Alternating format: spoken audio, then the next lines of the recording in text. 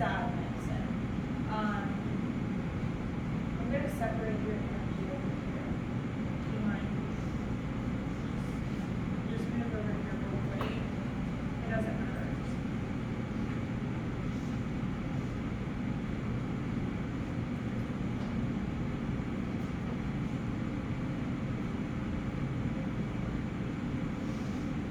Anxiety go through the roof. Feel my chest. Yeah, it's like feel it. Because this is safe for you. It's safe, like touching is safe for you. And so I'm asking Spirit, like, why they had me move him. It's just so that you can recognize the codependent bond that is becoming. Well, it's already there, but. It's not a way to say, no, that's wrong. It's not a way to say that. It's just to make you hyper aware of your depression and of your feelings, because as you notice, he drowns out your feelings.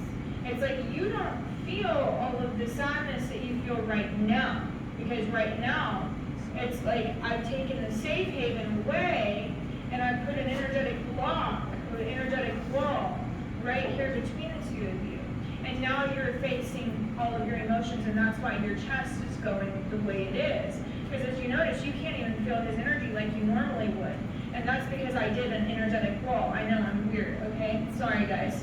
But, so that's where you're going to have to learn to love all of this just as much as he loves all of this, because you feel his love. That's what makes you feel safe. But you don't need, and I'm not like saying that in like a bad way, but you don't need that because you already are loved. And so I'm going to speak on your behalf because she's very fragile. So very fragile. Like anything you said, wearing and tearing, this man goes through a lot to make sure that you are always happy. Always happy. But he understands. He's fearful. Because what are you going to do when he's no longer here? And he's terrified of that. Because you feel so dependent on your happiness.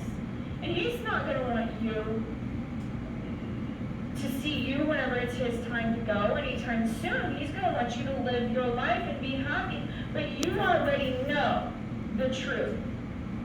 Because in your truth that you keep masking is that you think that if he's no longer here, you have no purpose in life. Do you understand that? And that's far from the truth. So far from the truth. Because you are purpose. You are divine. You are love. You are gratitude. You are everything that is good. But I can't make you see that. And neither can he. You have to have the willingness to start seeing and feeling that love for yourself, or else all of that doom and gloom that's there is going to devour you. Think of it like standing in the middle of the ocean, and God tells them, get out. You guys know when the sea got parted? I don't know what story it is, so I'm not going to quote it, okay? And don't quote me if I get the names wrong. I'm sorry, it's just a story. Where he parts the Red Sea. And God said, get the hell out of Dodge. And everybody came running and chasing. But because they weren't in light and love, they got devoured. Think of, what are they, Roman soldiers? Anybody can help me? Roman soldiers, thank you. So Roman soldiers as your depression. Think of the Roman soldiers as your anxiety, your grief, your despair, your lack of self-love. And think of your soul.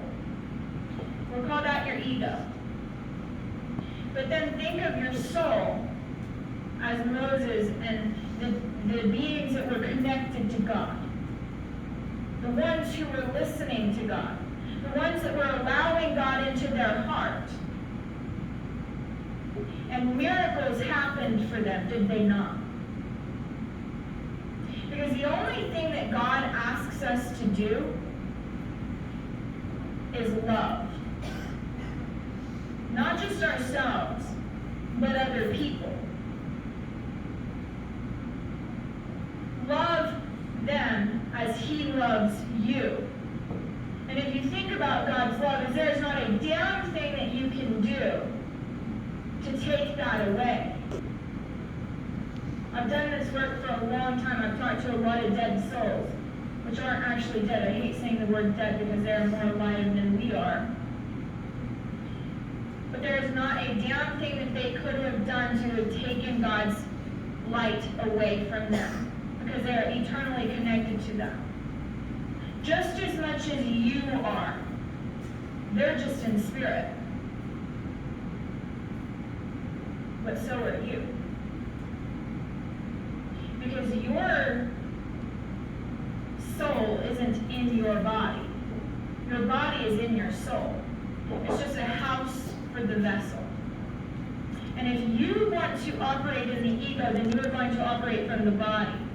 And that is going to bring you despair, anxiety, grief, negative emotions towards yourself, a lack of self-love. But when you let that go and you let God in to your soul,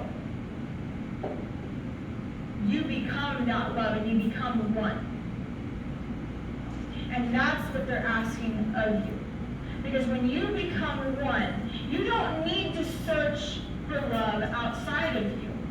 Because it's already there and you no longer need anything to provide you love. Why? Because that is conditional. Anything outside of you in this physical sense is conditional. Temporary. But when you allow that infinite source to come within, your cup becomes whole. And then at that point, you radiate and you feel connected again. But not dependent. You have as much to offer Him as He does you. You give as much as He gives to you. And you become one with love in unity with Spirit. And that's what you've been searching for. That's what you've been confused about. Because I keep seeing like witchy things, and then I keep seeing fear, and then I keep seeing this, and then I keep seeing that. And it's like all different types of religious contexts. But you're forgetting the biggest thing and the biggest gift that God has given to you. And that's yourself. Because you are the guru.